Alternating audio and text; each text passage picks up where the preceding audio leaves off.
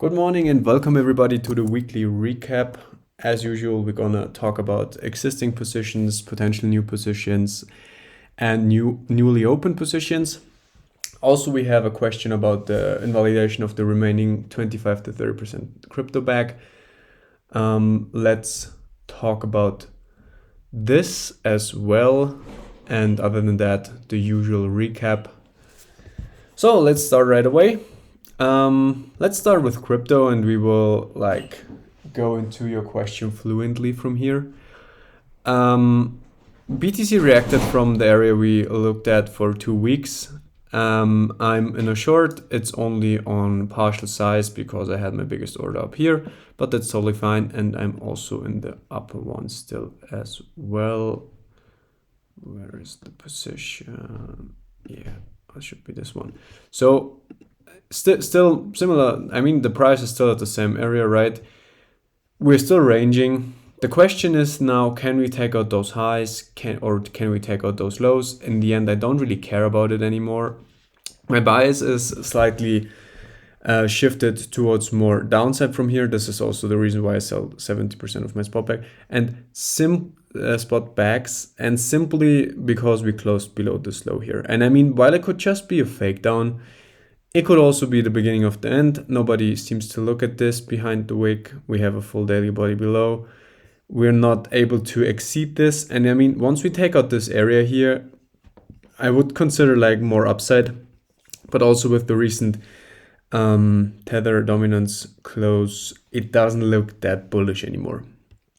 And so, yeah, looking to get more exposure to the short, still trying to ride this into the bear market, both of them actually, and trying to be a seller at, oh my God, I really need to remove this stuff into a folder. Oh no, this is image. Why is there so many images?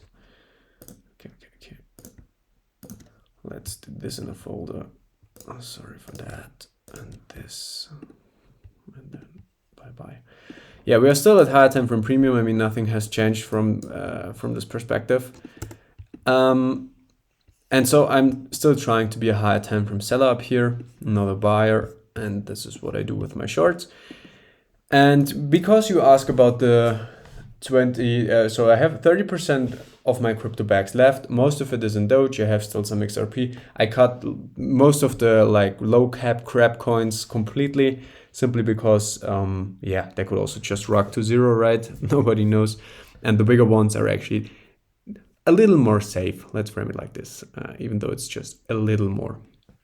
But I have 30% left, and this is for a very simple reason, because I always try to prepare for every outcome, not just the one my bias is or I see as the most likely or whatever. So I always try to prepare for everything, and that's why I always layer my ideas. So I'm never usually fully in or fully out, and I see crypto as one big position. So every position I take is a crypto position. If I buy several coins long or if I buy them spot, I just add exposure to the same idea that crypto is going to go up.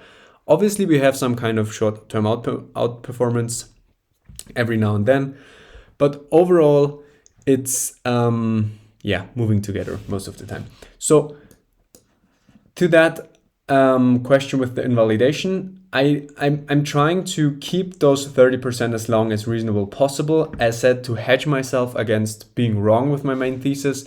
And I have the short running, I have still some spot exposure, and this brings me or positions me in a very nice position, which is then if the market goes up, good for me. If the market goes down, good for me. And this is how I want to be positioned as a trader, right? And this is why I do it that way. So I'm very comfortable with these 30%. Basically, I'm also willing to write them to zero for the idea of being hedged. So the risk is very calculated on this remaining bag. But what I meant yesterday with creating more lower lows would simply be losing those lows, losing this level here, losing the wick, going lower, closing below this level here. This was probably my higher time frame invalidation for those 30%, because once this happens, we go down here, and then I have also maybe more confirmation from the stock market, all risk assets just selling off, breaking structure. There is no reason for me to be in this hedge spot position in these hedge spot positions anymore. And so everything together, like the whole picture, makes my choices, not just one chart or one idea. And so let's assume we lose this structure. It's also losing 100k. Will probably make people very bearish. We will get probably a counter trend bounce, another opportunity to get short, and an opportunity to get rid of the remaining spot bags. Maybe then I keep like 10% or something, because as said, I always layer my ideas. There is no reason for me to say, oh yeah, I'm 100% sure this is happening, or 100% sure this is happening. In my view, if somebody is 100% sure for anything, he has not like the probabilistic mindset, and he has also more or less like a little bit of gambling mindset, because probabilities mean there are no certainties, right? And so why would I be 100% sure of anything that happens? And so, as said, always keeping myself exposed in both directions, always trying to balance in between. Obviously, like 50% long, 50% short doesn't make any sense, because then it's just a zero-sum position overall. Or I get stopped on one and then pay a stop for the other one as well. No, what I want is like shifting my buy, or like shifting my positioning towards my bias, which is in this case like more downside. That's why I'm more exposed short, but I'm still ready to hedge myself with those longs. Should we go way higher, they obviously pay me even profits, but mainly they cover my loss should I get, okay, this one is actually not that big for now, but that would easily cover my loss, or the fact that I pay back some gains of this short. So this is not just nice from a performance perspective or from a like technical perspective. This is also a great position to be in from an emotional perspective, because as said, it doesn't really matter if the market goes up or down. I'm prepared either way. And we all know that the hardest part of the game is usually the mental game, like don't having FOMO, all those things. And with this strategy, I'm simply very calm, because it doesn't really matter what happens. I'm always winning more or less. And as said, I think it's a great place to be positioned that way. Okay, so much to crypto. Let's have a quick look on the majors. I will talk about them in the majors update next week anyway. Let me just open up Tether dominance. As I said before, we are making higher highs here. I wouldn't be surprised of a pullback. We got this pullback, not as far as I expected, but still. And now with the monthly close, yeah, I mean, it's not. We have a close above this high, above the candle, obviously, and we created this breaker block, which is not really like bullish for the rest of the crypto market. Now, from a technical perspective, it would make sense to go back down here, bounce from here, and the question then is, are we bouncing like way higher, or are we just bouncing a little bit and then we just eat the level? Still, both things possible. There's no guarantee that this will be like the short opportunity of the cycle, but it might be. And so I will add to my shorts definitely once we go for this block here, filling this FEG. Time will tell. As said, also on a lower time frame, we broke the internal highs here. We also broke, no, we didn't actually. We have not taken out this block here, and we have not taken out this high here. So we make internal higher highs, and another quick. So first sign of weakness would be this low. First sign of strength would be these highs. Should we take them out? More upside is likely. Let's mark out the monthly block real quick. Yeah, so it's not a very gappy area. So the area is in general very mitigated, but it would align with this low here. And so we have like, for an early sign to decide if we see more upside or not, we have a very clear area on the charts. Oh, I use those actually. We have a very clear area on the chart where we say, okay, good. Should this area break down, we consider like more upside for the rest of the crypto market. And should this area not break down, like bouncing from here or something, and then even taking out those highs, so then it would be very bearish for the rest of the market, I assume. And so we can define this more or less as range, as channel, whatever you want. But what we look at, probably better if I mark it like that, what we look at are this high, this low, and as long as we spend time within here, there's no reason to have a very strong direction bias. But with this level down here, I'm leaning toward like bullish dominance here, which is bearish the rest of the market, usually here. And then I look for more shorts, and then we will see if we can take out this high.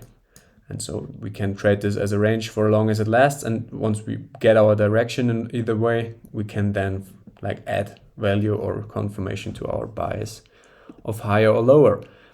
And until then, we can trade the range if we wish. But as said, monthly close above this block doesn't look that bullish for the rest of the market.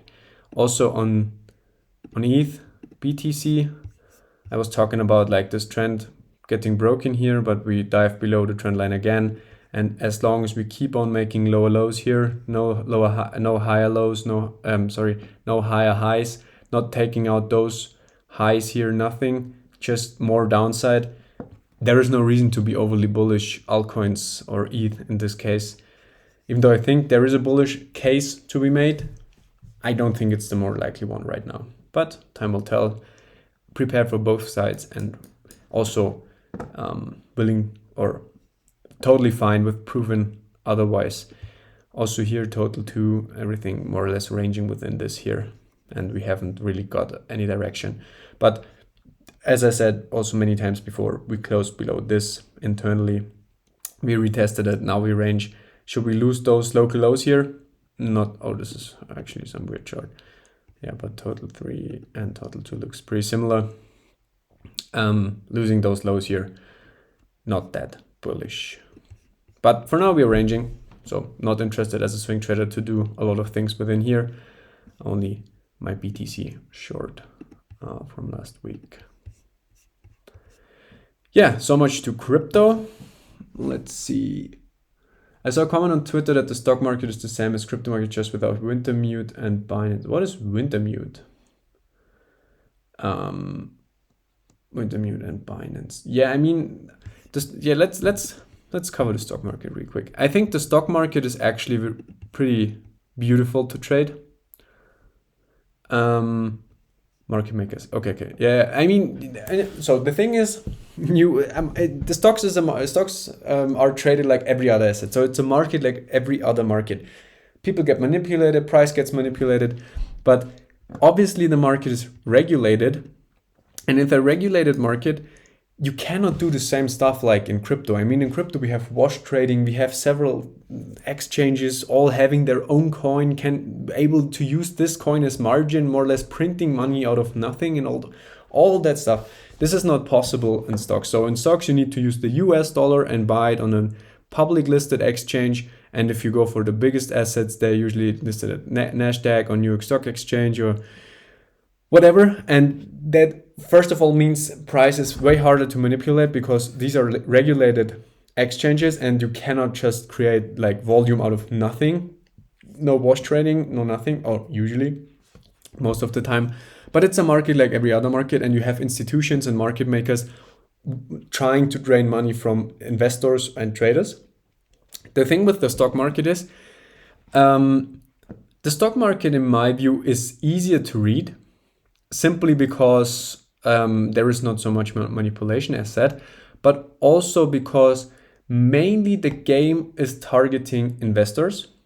And so you don't see a lot of stock traders out there. There are obviously, but like if you look at the retail space, all of retail is usually like forced or pushed towards trading Forex or indices or something like that with prop firms and all that stuff. So you don't have a big trading community around stocks in the retail space. And usually when then it's more like swing trading or investing.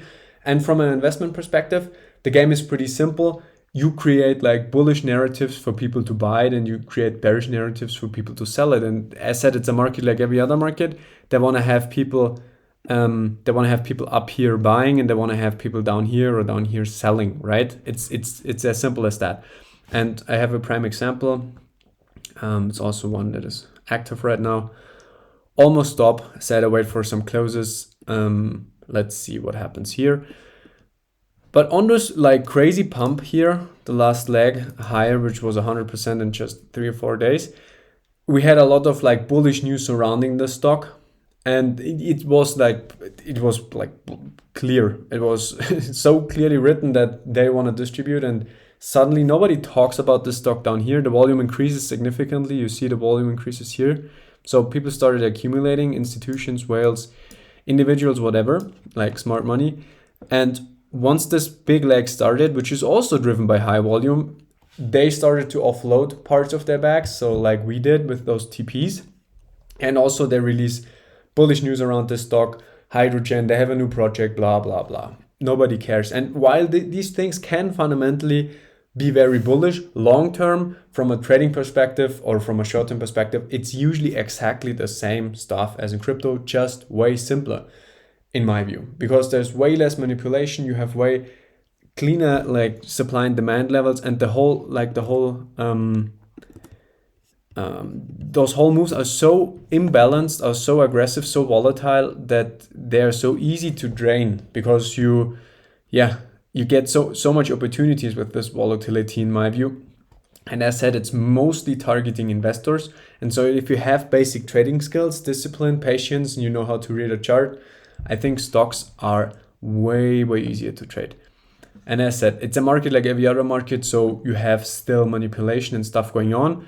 And just don't fall for the same stuff as in crypto. If you understand how the crypto game works, like the manipulation of price and manipulation of news, sentiment, all that, you will have an easy time with stocks. And to be honest, I'm here to make as much money with as little time as possible. So why wouldn't I go the easy route? It doesn't need to be harder than it already is. And so as I said, with the right mindset and with the right skills, the stock market is comparable, very easy to crypto. Still, lots of volatility. Don't get like caught up in those numbers like, oh yeah, 50% and blah, blah, blah. In the end, it's about position size, and the stop loss is 10%. It's still just a 5-hour idea. In the end, it's about RR. And so don't get blown away if you see like Illumina here with a 25% pump on the day. Out of nothing, out of nowhere, basically gapping up, pushing higher, filling this gap, by the way. So interesting to think about a potential TP, but at the same time, the stock has also maybe even more potential. We will see. We'll wait for a reaction on Monday. We can still decide. I think I somewhere entered here. Can still decide to sell something here. And you see, as said, way more imbalanced, but they move aggressive up and aggressive down. So don't like fall for the illusion that they can't do this just because they went up for quite a while. And don't fall for the illusion that suddenly everything will be easy. You still need the same skills, like the discipline, the patience, all those things. If you still lack them in crypto, work on them, because you will need them here too. If you think about trading those assets, they can, from an emotional perspective, even more aggressive. I think from a technical perspective, they're easier to trade, but from an emotional perspective, with all these narratives and there's a real company behind it and the volatility, it might be even harder for some people. But as said, from a technical perspective, from a win rate perspective, if you know what to look for, I think it's the better market to be in. Also here, I'm short the S&P since yesterday. We broke this steep angle here. I mean, it's almost completely vertical.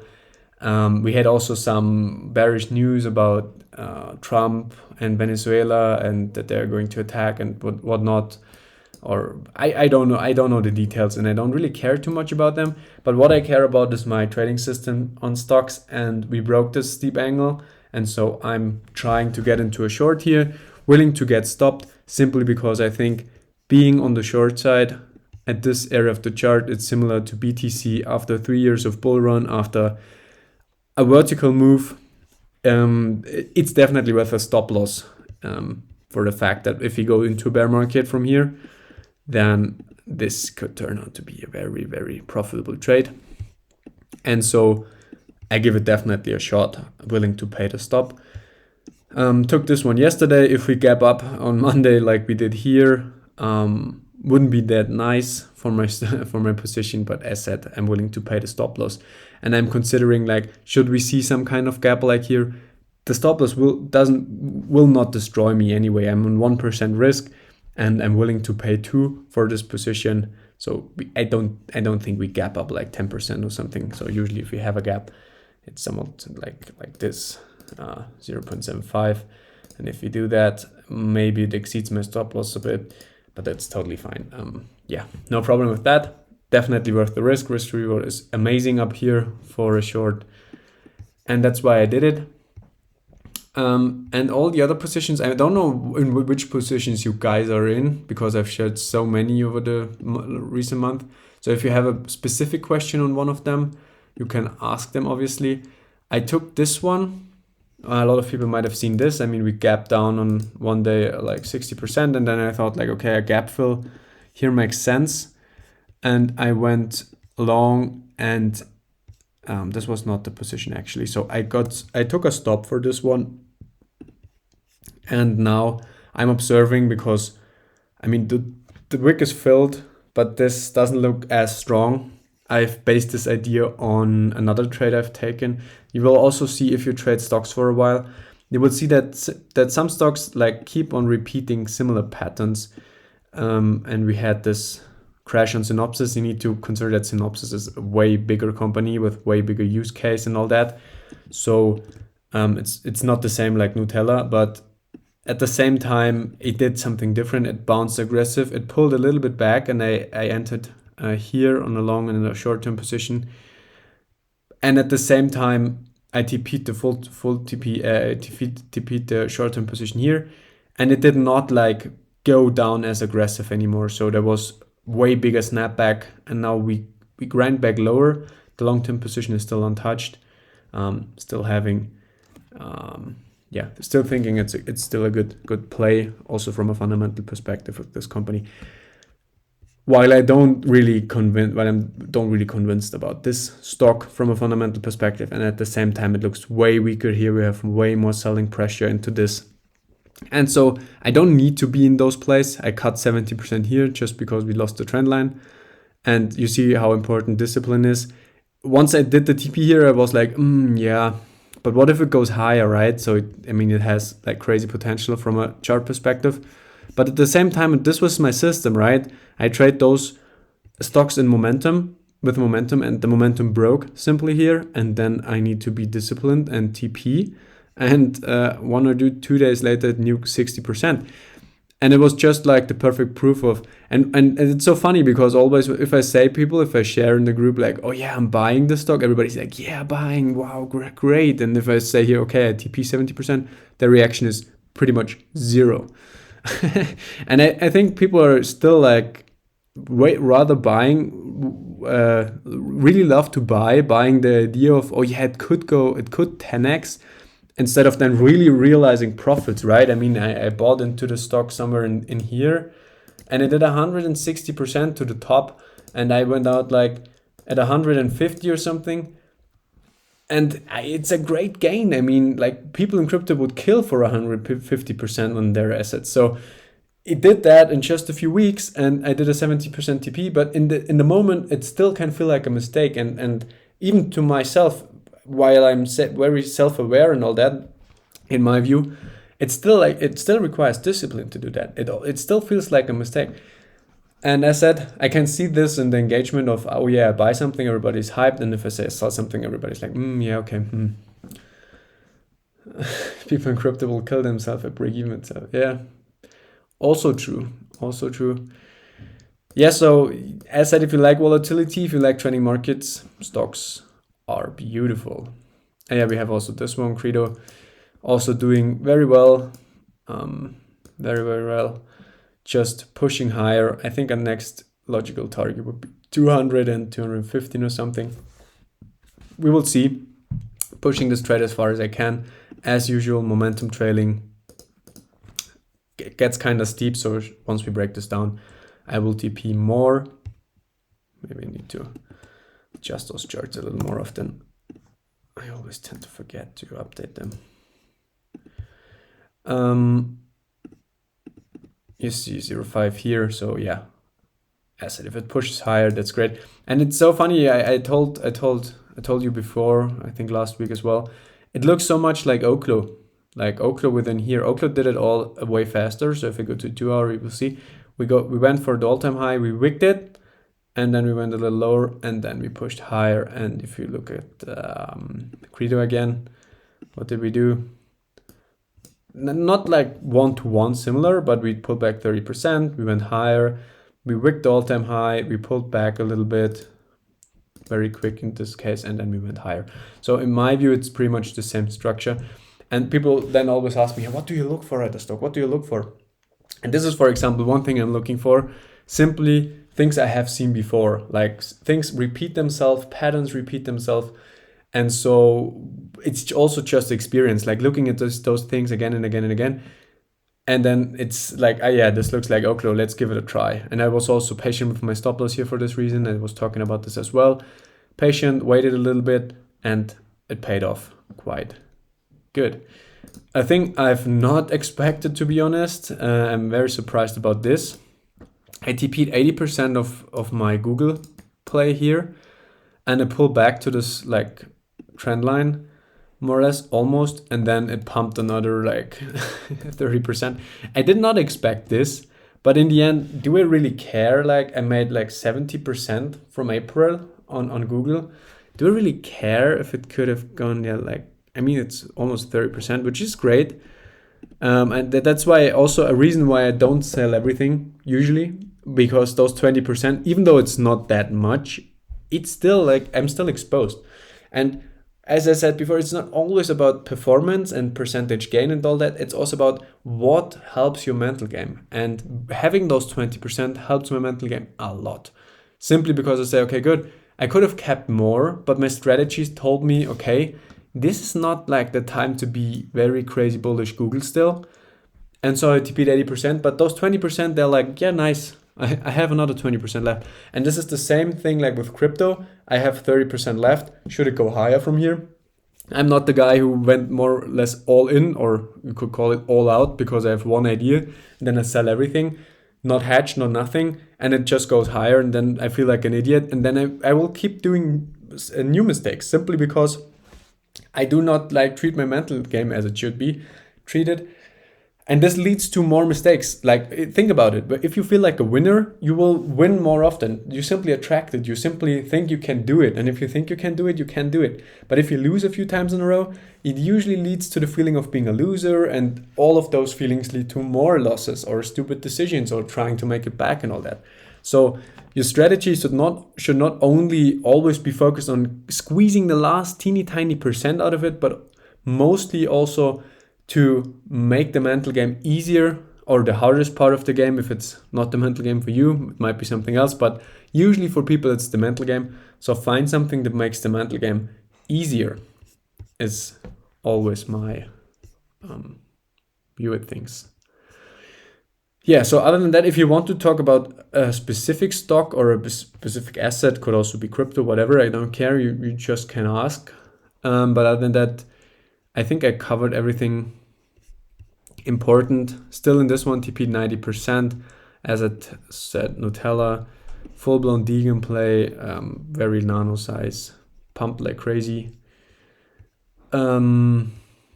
Yes, and other than that, most stuff has nothing significant to talk about.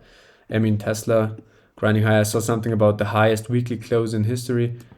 I don't know if this means something. The highest weekly close in history was also on BTC, the highest weekly close in history. I don't really think that means anything. So highest weekly close would be interesting up here in my view. And then you need also consider like the weekly close is 1 second, right? So if the weekly closes and they push price to, for example, here, and then they nuke it right back down, does the close mean so much? Because it's just one single close, which is printed in 1 second, basically. They only need to push price there for this certain time frame. And so we look at several closes, right? Maybe another daily close, another weekly close up here means many daily closes. And this is like the time they have to hold price there while other people dump on them and stuff like that. This means something. Like the one close itself is not very telling, in my view. You ask about the BTC monthly close. Maybe you go for this one. It's not that cluttered.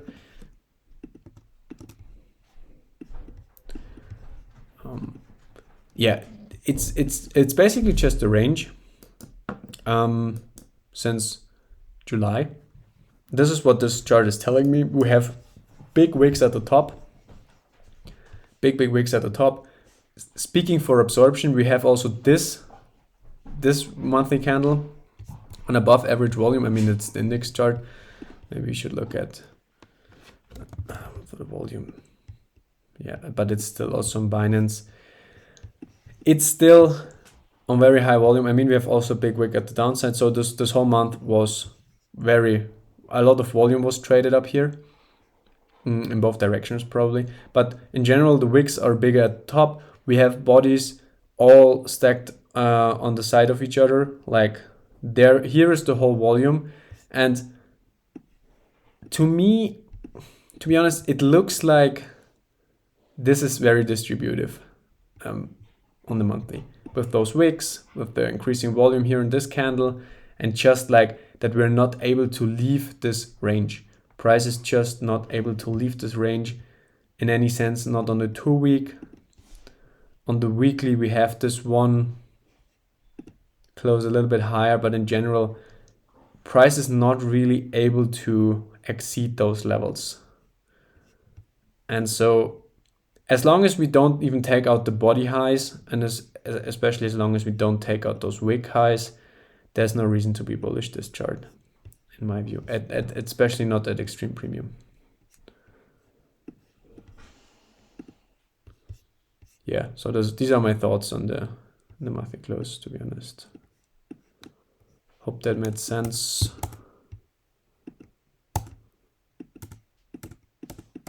Remove all of that.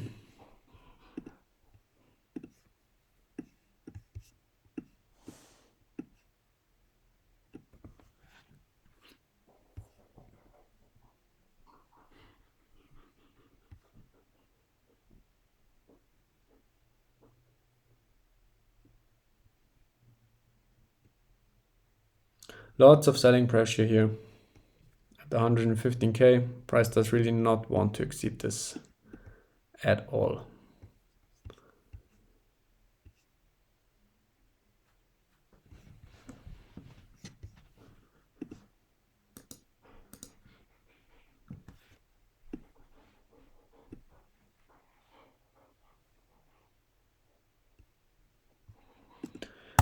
Yeah. So that are my thoughts to crypto, and my general like outlook was always Q4 is bearish, and I don't see anything that is going to invalidate that right now. Rather the opposite. I feel like every week it feels a little more confirmed somehow.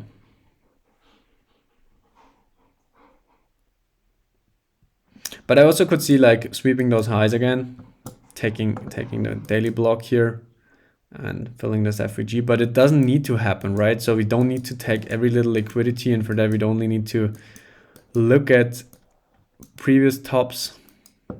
We also left significant blocks, FVGs behind, and we did not take them until like 2 years later or something.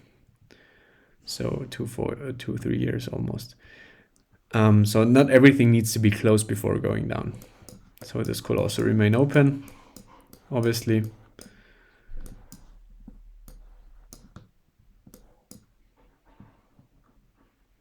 Yeah, time will tell.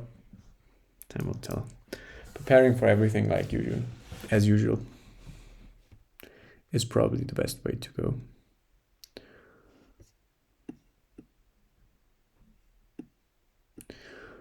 Okay, any questions, guys?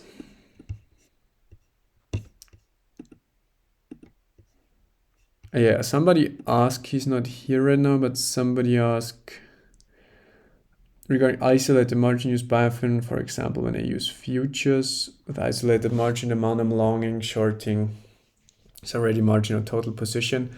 You asked this, Nom, so if you watch the stream, make sure you check out the position management basics again. And I also think you shared somewhere, something about your, crypto account size is $10,000, max account size 5% crypto. First of all, I would definitely not recommend to use Maxi still. They have like the biggest withdrawals in history. since a few days, and we have the FUD already and all that stuff. So there are many other great crypto exchanges you can use. Be careful with Maxi. Maxi account says 5% of crypto is $500. Risk 2% of crypto is $200. Margin as 35% of risk is $17. So to make this simple, if your account says it's 10K and you risk, like you want to risk 2%, you should risk $200. Simple as that. Your margin should not exceed, your return of equity should not exceed minus 50%. So depending on your stop loss, your leverage needs to be adjusted, as like in the examples I've shown. And this simply means if you want to leave less money on Maxi. So for example, what I do in crypto exchanges, if I trade a 100K account, I leave like 10% of it maximum on this exchange, simply because with leverage I don't need more. So for your example, let's say your example, we have a 10K account, so I would not have more money than 1K on it. And if you want to risk 2%, 1K is all right, because it will still need 5 losses in a row to eliminate the account, even though then you lost like 10%, right? With a $500 account, it might feel like your margin is running out quite quick. So if you trade a $10,000 account, $1,000 on the account probably makes the most sense.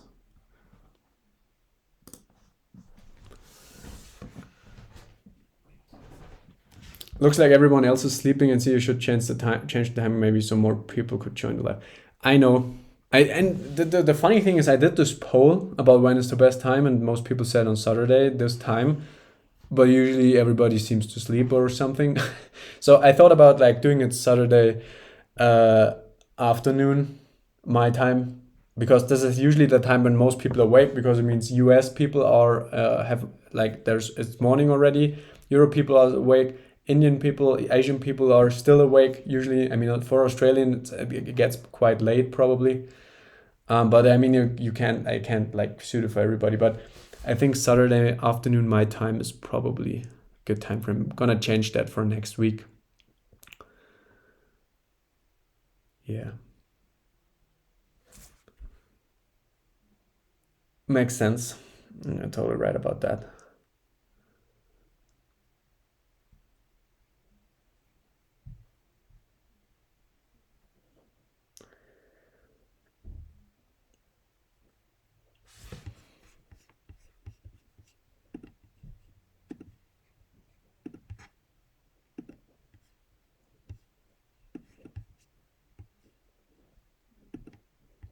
Yeah, crypto mainly ranging as said. We have like key highs, key lows. We can wait and watch like the reactions on those, trade those if we want to. But other than that, for me, a swing trader, there's really nothing to do in crypto right now.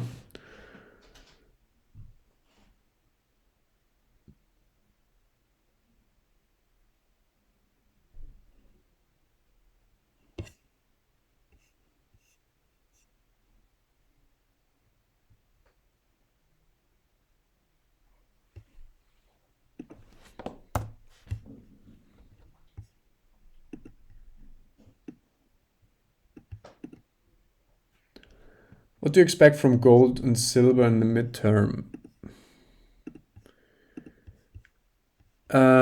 Yeah, gold is pretty simple in my view. I haven't looked at silver too much, but gold has broken the structure, even though I would have liked to see a bigger daily candle below, but it is what it is. We broke structure to the downside, like lower lows, right? We have broken the trend, we have broken this low. So a pullback into this area here will definitely be a short for me. I have an order ready for 1%, willing to scale up to 2.5%, 3% on this one. But I will wait for the reaction. So here an order, probably here, and maybe a third one, depending on how the whole thing looks. But I think this actually looks kind of great. Looks like a top to me. Happy about this big TP here. And we lost 4K, which is then like a psychological level. So now the bounce makes perfect sense, right? So we make everybody sell down here, pushing price higher again. Everybody thinks it's a mistake, and then they get dumped on again. So this is my base case basically. And silver is pretty similar. we have the supply up here, but I've not traded silver a lot, so don't take my word for it. But in the end, I also don't see a reason to trade both. I mean, silver is a little more volatile, so you could play on less size if this is an issue. But also broken structure, making lower lows. We have not the clean low like we have on gold, so this is not very clean to look at. But here those lower lows make perfect sense. Also lost $50, whatever that means, but it's a psychological level. And so a pump up here makes sense. Could be a nice short entry, but I don't have any data. I never traded silver. I think I took one trade before. So yeah, can't tell you much, but we're probably doing something similar than gold. If gold goes higher from here, I bet silver is also going higher. And a similar story, right? I have still the bigger long running. Should I get stopped on the short, the long will easily cover that. And should the short work, it's not too bad to pay a little bit back for being hedged. Same story as always, trying to prepare for both. Yeah, soybeans, nobody probably in that.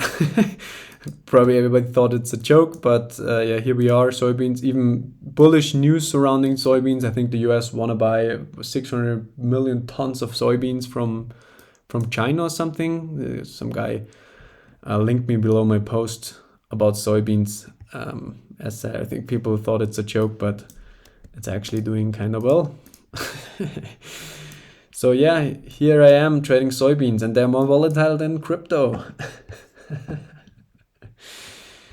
Yeah, and they buy at demand, right? So we're not the only ones looking at charts, probably. Yeah, funny stuff. I also look for wheat. Looking if once this trend line breaks, as I shared, probably entering here a wheat long. And while it sounds funny, I mean, look at how aggressive this can move. And it does. Look at this. I mean, these assets can be traded. And I trade them via ETFs because I'm not a futures trader and I don't want to be one.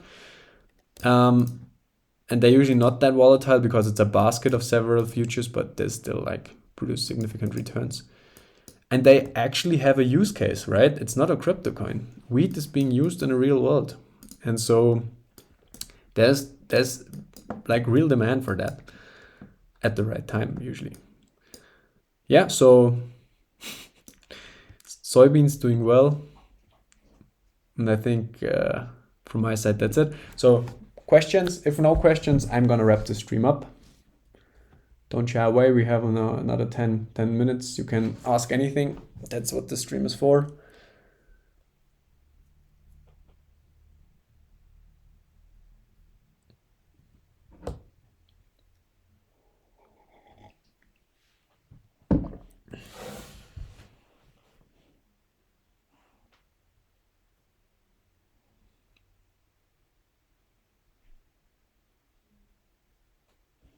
All right, guys. Thanks for tuning in. You also have a great weekend, great day. We talk next week. Bye-bye.